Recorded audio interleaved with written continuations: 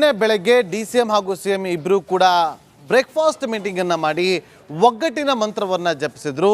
ಏನೇ ತೀರ್ಮಾನವನ್ನು ತೆಗೆದುಕೊಂಡು ಕೂಡ ಹೈಕಮಾಂಡ್ ತೆಗೆದುಕೊಳ್ಳುತ್ತೆ ಅಂತ ಹೇಳಿ ಒಂದು ಹೇಳಿಕೆಯನ್ನು ಕೊಡೋ ಮೂಲಕ ಒಗ್ಗಟ್ಟಿನ ಮಂತ್ರವನ್ನು ಜಪಿಸಿದ್ರು. ಆ ಮೂಲಕ ಹೈಕಮಾಂಡ್ ಅಂಗಳಕ್ಕೆ ಚೆಂಡನ್ನು ಎಸೆದು ಇಬ್ಬರು ನಾಯಕರು ಸೈಲೆಂಟ್ ಆಗಿದ್ರು. ದೆಹಲಿಯಲ್ಲಿ ಇವತ್ತು ಸೋನಿಯಾ ಗಾಂಧಿ ಹಾಗೂ ಮಲ್ಲಿಕಾರ್ಜುನ್ ಖರ್ಗೆ ಅವರು ಹೈ ವೋಲ್ಟೇಜ್ ಮೀಟಿಂಗ್ ಅನ್ನು ಮಾಡ್ತಾರೆ. ಪವರ್ ಫೈಟ್ಗೆ ಬ್ರೇಕ್ ಅನ್ನು ಹಾಕ್ತಾರಾ ಹಾಗಾದ್ರೆ ಕಾಂಗ್ರೆಸ್ ಹೈಕಮಾಂಡ್ ಅನ್ನುವ ಪ್ರಶ್ನೆ ಎದ್ದಿದೆ.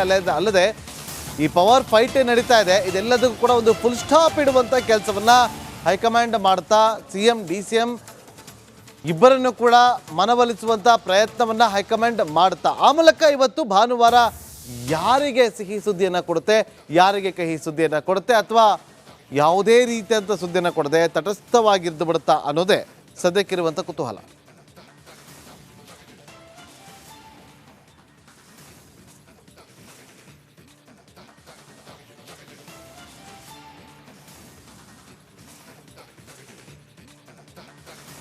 ನೋಡಿ, ಒಂದು ಕಡೆ ಕುರ್ಚಿ ಕಾಳಗ ತಾರಕಕ್ಕೇರಿತ್ತು, ಅದಕ್ಕೆ ಕಡಿವಾಣ ಹಾಕುವಂಥ ಪ್ರಯತ್ನವನ್ನು ಹೈಕಮಾಂಡ್ ಮಾಡಿದೆ. ಇದು ಕಾಂಗ್ರೆಸ್ ಪರದಲ್ಲಿ ಆಗ್ತಾ ಇರುವಂಥ ಜಟಾಪಟಿ.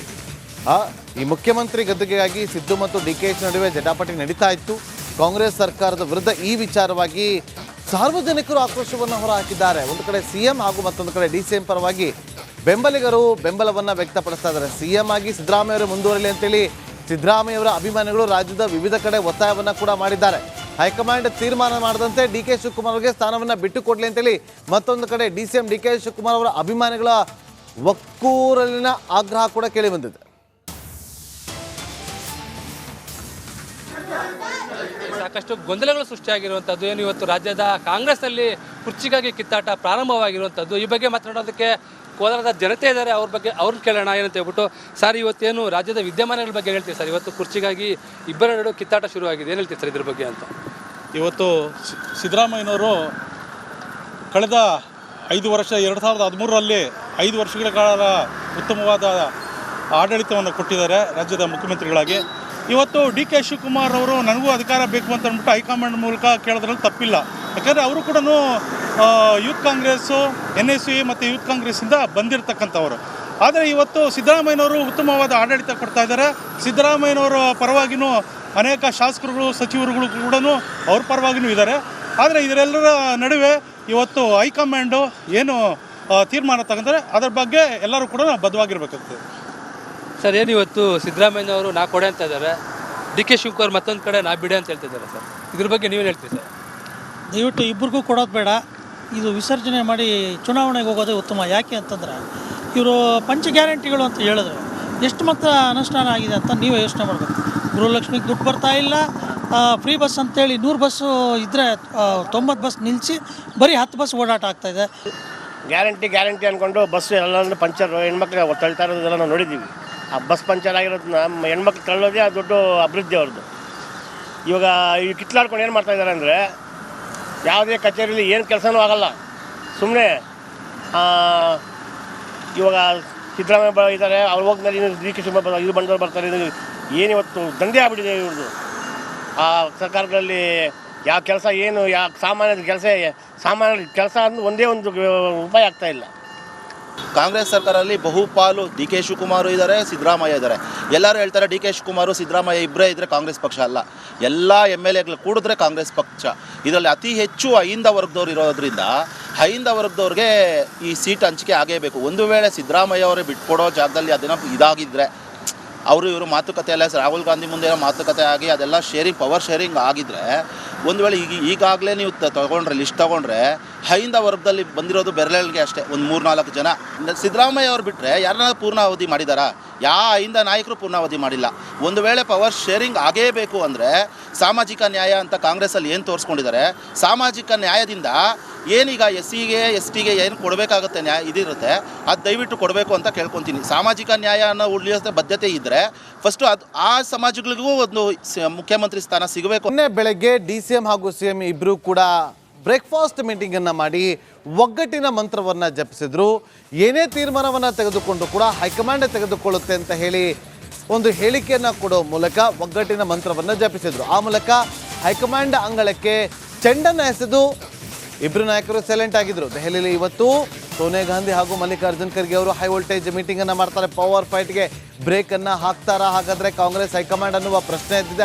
ಅಲ್ಲದೆ ಈ ಪವರ್ ಫೈಟ್ ನಡೀತಾ ಇದೆ, ಇದೆಲ್ಲದಕ್ಕೂ ಕೂಡ ಒಂದು ಫುಲ್ ಸ್ಟಾಪ್ ಇಡುವಂತ ಕೆಲಸವನ್ನ ಹೈಕಮಾಂಡ್ ಮಾಡ್ತಾ CM DCM ಇಬ್ಬರನ್ನು ಕೂಡ ಮನವೊಲಿಸುವಂತ ಪ್ರಯತ್ನವನ್ನ ಹೈಕಮಾಂಡ್ ಮಾಡ್ತಾ ಆ ಮೂಲಕ ಇವತ್ತು ಭಾನುವಾರ ಯಾರಿಗೆ ಸಿಹಿ ಸುದ್ದಿಯನ್ನು ಕೊಡುತ್ತೆ, ಯಾರಿಗೆ ಕಹಿ ಸುದ್ದಿಯನ್ನು ಕೊಡುತ್ತೆ, ಅಥವಾ ಯಾವುದೇ ರೀತಿಯಂಥ ಸುದ್ದಿಯನ್ನು ಕೊಡದೆ ತಟಸ್ಥವಾಗಿದ್ದು ಬಿಡುತ್ತಾ ಅನ್ನೋದೇ ಸದ್ಯಕ್ಕಿರುವಂಥ ಕುತೂಹಲ.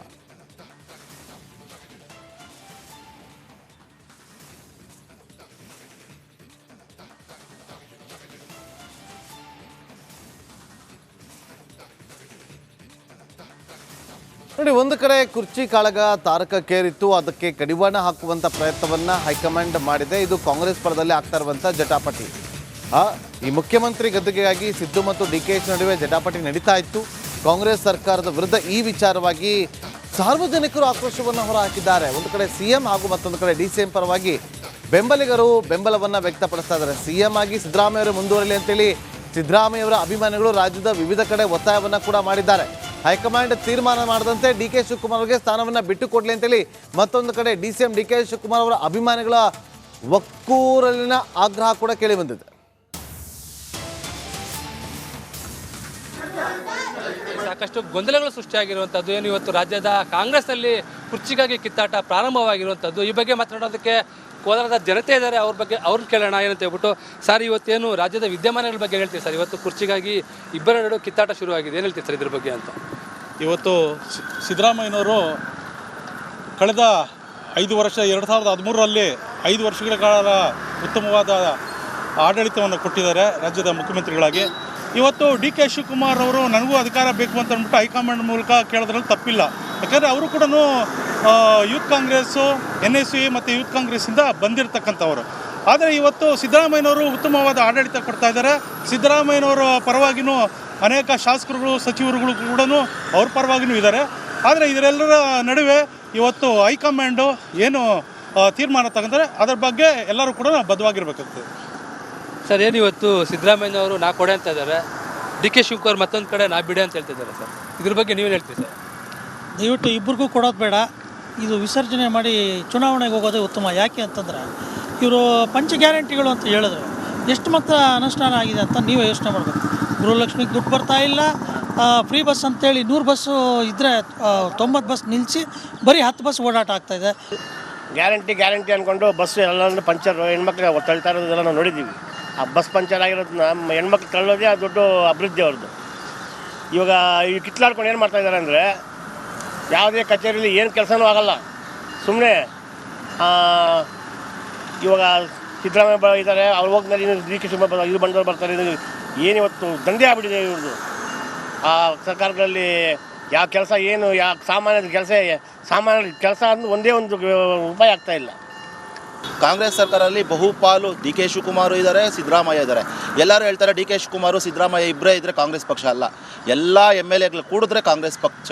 ಇದರಲ್ಲಿ ಅತಿ ಹೆಚ್ಚು ಅಹಿಂದ ವರ್ಗದವ್ರು ಇರೋದ್ರಿಂದ ಅಹಿಂದ ವರ್ಗದವ್ರಿಗೆ ಈ ಸೀಟ್ ಹಂಚಿಕೆ ಆಗೇಬೇಕು. ಒಂದು ವೇಳೆ ಸಿದ್ದರಾಮಯ್ಯ ಅವರೇ ಬಿಟ್ಕೊಡೋ ಜಾಗದಲ್ಲಿ ಅದನ್ನು ಇದಾಗಿದ್ದರೆ, ಅವರು ಇವರು ಮಾತುಕತೆ ಎಲ್ಲ ರಾಹುಲ್ ಗಾಂಧಿ ಮುಂದೆ ಮಾತುಕತೆ ಆಗಿ ಅದೆಲ್ಲ ಪವರ್ ಶೇರಿಂಗ್ ಆಗಿದ್ದರೆ, ಒಂದು ವೇಳೆ ಈಗಾಗಲೇ ನೀವು ಲಿಸ್ಟ್ ತೊಗೊಂಡ್ರೆ ಅಹಿಂದ ವರ್ಗದಲ್ಲಿ ಬಂದಿರೋದು ಬೆರಳಿಗೆ ಅಷ್ಟೇ, ಒಂದು 3-4 ಜನ.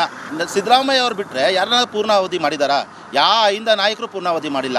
ಒಂದು ವೇಳೆ ಪವರ್ ಶೇರಿಂಗ್ ಆಗೇಬೇಕು ಅಂದರೆ ಸಾಮಾಜಿಕ ನ್ಯಾಯ ಅಂತ ಕಾಂಗ್ರೆಸ್ಸಲ್ಲಿ ಏನು ತೋರಿಸ್ಕೊಂಡಿದ್ದಾರೆ, ಸಾಮಾಜಿಕ ನ್ಯಾಯದಿಂದ ಏನೀಗ SCಗೆ STಗೆ ಏನು ಕೊಡಬೇಕಾಗುತ್ತೆ ಇದಿರುತ್ತೆ, ಅದು ದಯವಿಟ್ಟು ಕೊಡಬೇಕು ಅಂತ ಕೇಳ್ಕೊತೀನಿ. ಸಾಮಾಜಿಕ ನ್ಯಾಯನ ಉಳಿಸೋ ಬದ್ಧತೆ ಇದ್ದರೆ ಫಸ್ಟು ಆ ಸಮಾಜಗಳಿಗೂ ಒಂದು ಮುಖ್ಯಮಂತ್ರಿ ಸ್ಥಾನ ಸಿಗಬೇಕು